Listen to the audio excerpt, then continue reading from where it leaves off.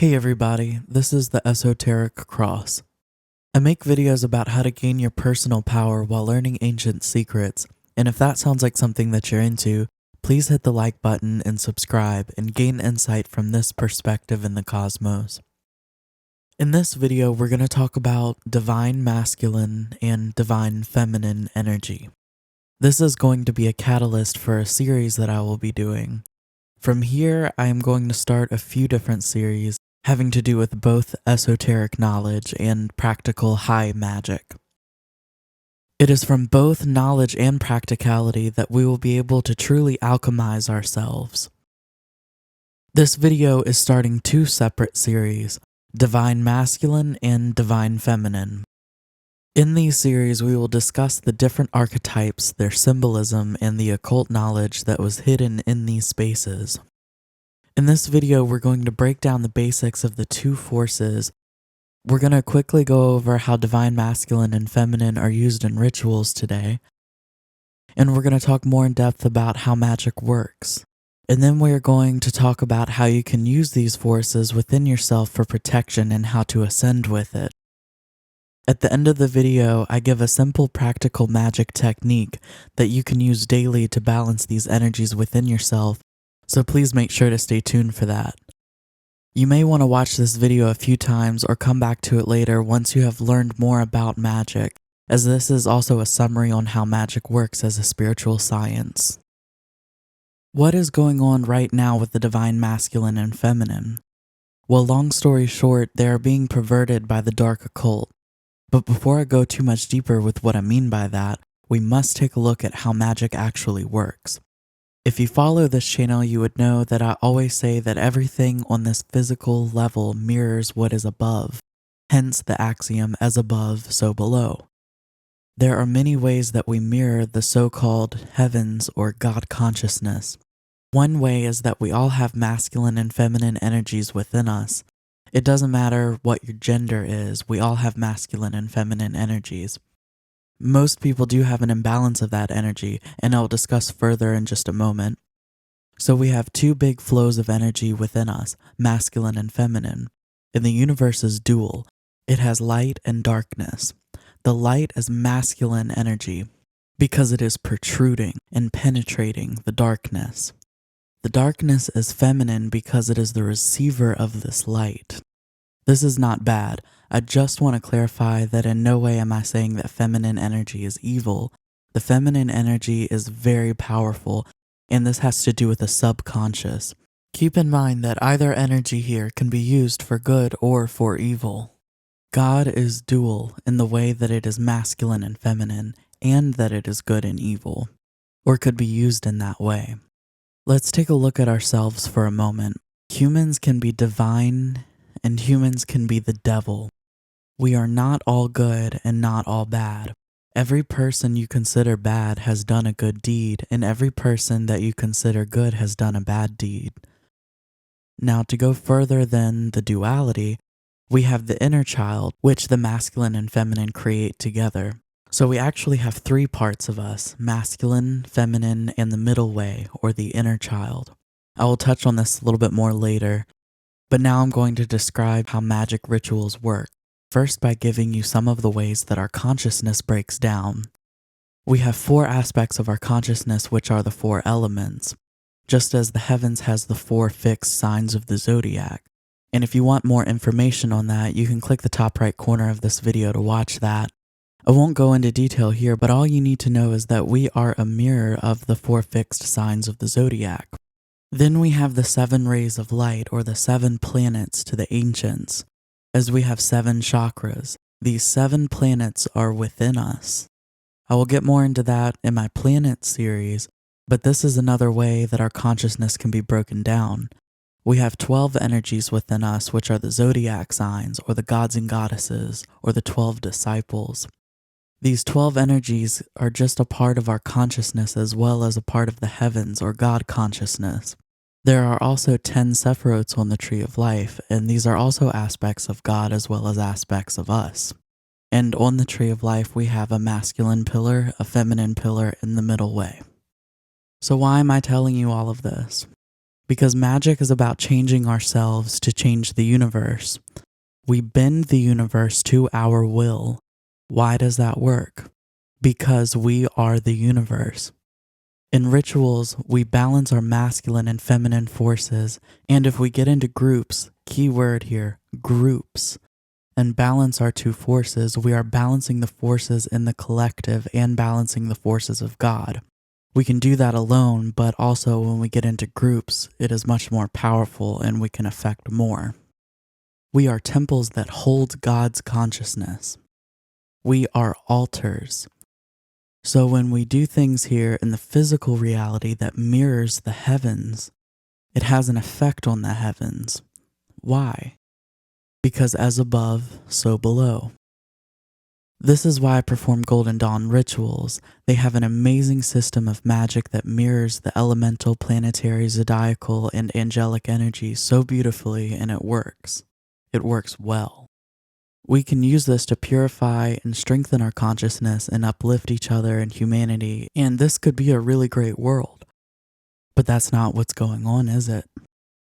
Alright, so I was saying masculine is a protruding and penetrating force. It gives insight and it impregnates the darkness and lights up the darkness, giving dimension to what once had no perceived dimension. The masculine within us is more analytical, dealing with the logistics, and it is organizational.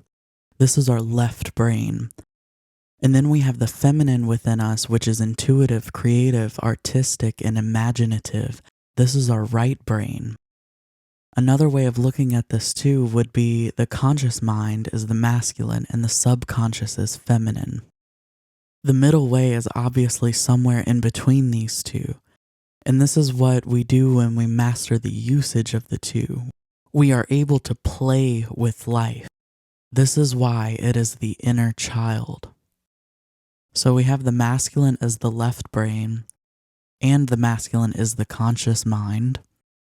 The masculine is an outward and upward force. This is why it's represented by the upward facing triangle and fire energy.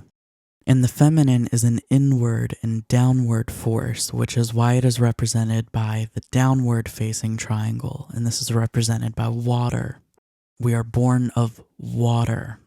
The feminine gives birth to us. The feminine has held us in water.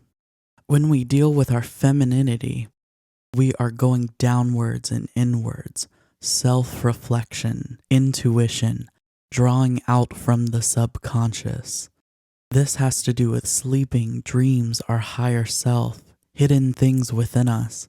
It can deal with our darkness until it is brought to light by the masculine, which is where we go outwards and upwards, shining light out to other, conscious movement, direction, assertiveness, illuminating.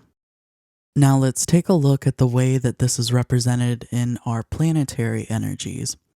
By the way, the sun and the moon are considered planets to the ancients, and it's still used as planetary energies by magicians. We have the sun, which is masculine, and the moon, which is feminine. This is because the sun is light and it illuminates the moon. The moon does not produce light of its own. It only reflects the light of the sun. Feminine energy only reflects the masculine. Just as the subconscious mind only does what the conscious mind programs it to, which is how magic really works.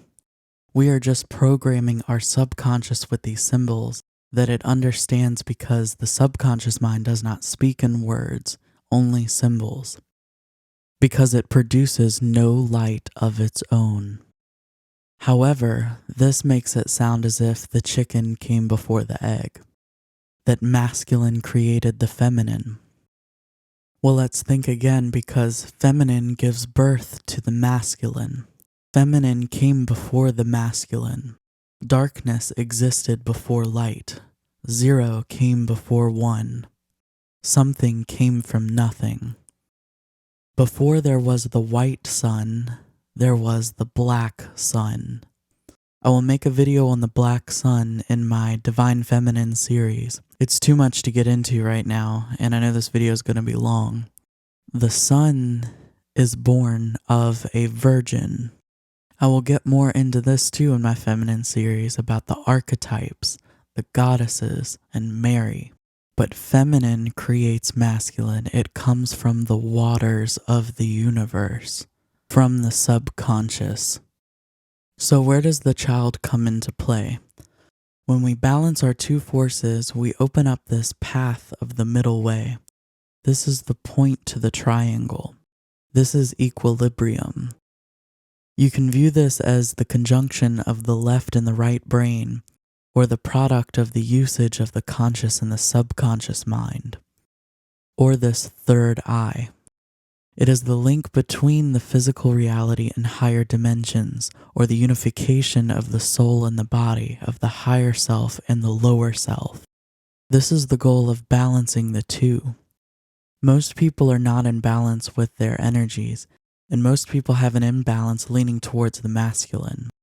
Mark Passio talks about this a lot, about how people can get brain scans done and most people have the left brain larger than the right. This is because most people are too rooted into the physical reality and not thinking that there's anything more that we can't see. The unhealed side of the masculine can be abusive, authoritarian, controlling, aggressive, avoidant, and too analytical. This sounds like a lot of the problems that are going on in the world right now, which is a part of why people talk so much about the patriarchy. Well, the patriarchy isn't really about just men being in control of everything. That's not what this is about. It's about the absence of the feminine. It's about the imbalance of the left brain. Intuition, feeling, knowing, understanding, collaboration, freedom, creativity. None of these things are truly valued in this society. It's just too feminine. That brings me to my next point. Divine masculine and feminine are being abused in ritual. I'll only talk about this briefly because this video is getting long, and I'll discuss this in my Divine Feminine series, but oftentimes in public dark occult ritual, you will see the feminine being inverted. We have these divine feminine archetypes like Mary, Virgo, the Virgin, or Virginia, Columbia, the goddess of the United States, Sophia, Tara, Isis, Ishtar, Inanna, Shakti, the Divine Mother, even Shiva or Kali, whose modes are more geared towards destruction, because that's a big aspect of the Divine Feminine. She births life and ends life. She was here before masculine energy and will be here after masculine energy. She birthed light and will be here after light. There is a destructive quality in there. The dark night of the soul is a feminine time because we look inwards and our life can go downwards as we work through the things in a period of introspection. The Saturn return. Saturn is related to the Black Sun. The Divine Mother isn't something to goof around with. She should be honored and respected, understood, before we go into her path to get out to the other side. Well, then why do we see such events like Columbine, or Columbia Space Shuttle, or Virginia Tech, or a raid of the Capitol, a dome building like a womb or a breast, in the District of Columbia, in between the states of Virginia and Maryland, or the attack on the Pentagon, which is a pentagon, whose symbol is about spirit being manifested into the physical form. And this building is in Virginia. What about the first AI robot being named Sophia? And AI is an artificial consciousness. It's an inversion of sacred consciousness. What about the group ISIS? Why is there a statue of Shiva doing the dance of Shakti outside of CERN? These are ways of destroying what is sacred or inverting it, because words and divine names and archetypes are powerful to the occult, light occult, or dark occult. Rituals are a way of mirroring something to the universe, to the Divine Mother, to the divine subconscious, the waters of the universe, so that this can carry out the programming. Do you see what is going on here? We have to take control of our consciousness. One way we can start to balance these forces within us is by the simple magic technique that I'm about to show you. It's very simple. You want to get into a relaxed position. Now, the way that I do this is that I imagine a moon above the opposite side of the right brain and a sun opposite to the left. So above the right side of your head, imagine a sun. And on the left, imagine a moon. Breathe in white chi energy from the top of the universe, and with each breath, fill up your entire aura while simultaneously bringing your sun and moon closer together. Keep breathing in this light and merge them a little bit closer with every breath. Eventually, they're going to merge completely into one complete planetary body directly above the center of your head. You have now balanced the masculine and feminine energies within you. If you do this practice daily, you find that you'll come to a balance pretty quickly, especially if you're practicing other ceremonial magic as well. You can complete this exercise by doing the Kabbalistic cross at the end. These energies are so vital to balance so that we can create equilibrium within ourselves. This is a part of the purification process and the albedo stage in alchemy. If you want to view my video on the stages of alchemy, you can click the top right corner of this video to watch that.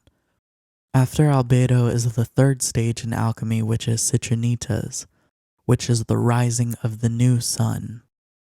This is what happens when we balance our energies. We rise a new sun within ourselves. We birth a new consciousness. This is that inner child, or that middle way that we birth. This is the new sun. I'm so excited to start off the Divine Masculine and Divine Feminine series. These are topics that I've been wanting to touch on for a very long time. This will mostly all be knowledge-based and will hopefully be a support to you as you're moving through the albedo stage in your alchemical process. I'll be posting more videos soon to help anyone going through the toughest times of their lives as I develop specific techniques to help me through my own dark night of the soul. These will be techniques that I developed myself firsthand, and it is very straightforward and has more to do with therapy and psychology than it has to do with esoteric knowledge or magic. But I figured they are practical tools that can help anyone through a tough period while you are simultaneously doing magical work.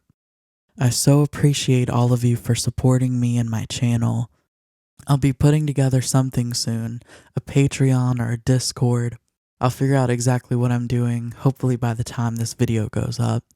If you want guidance or coaching done by me when starting this process, please reach out to me in email. My email is in the description of this video. And I hope there was something new that you were able to take away from this video. If so, please hit the like button, please leave a comment, and subscribe for more content. Thank you so much for watching. Until next time.